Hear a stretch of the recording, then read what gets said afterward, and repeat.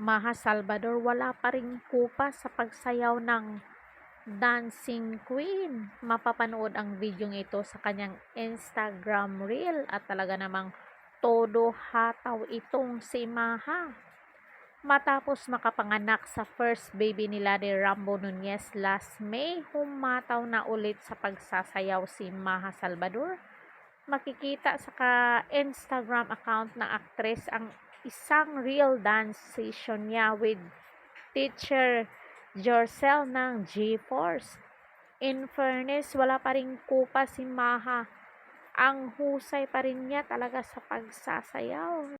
Aminado naman ang aktres na ito raw talaga ang namimiss niya kasi hilig niya talagang magsayaw. Dito siya sumikat sa kanyang pagsasayaw at magaling din siyang aktres, hindi lang sa pagsasayaw. Sa lahat ito ang namiss ko ang pagsasayaw. Thanks for the teach. Really appreciate you. Kailangan na kailangan ni Mama Maha itong mga ganitong ses. 19 more to go. Let's do it. Sinang aktres. Nagbunyi naman ang kanyang mga fan at follower na matagal na ring hindi siya nakikitang nagsasayaw. Sabi pa ng isang followers niya, walang kupas, the original queen of the dance floor. She's back. Saad pa ng isa. May mga nagre-request din na bumalik siya sa ESEP. Hindi malayong makita na nga natin soon ang aktres sa limelight at baka nga pati sa pag-arte ay bumalik na rin siya.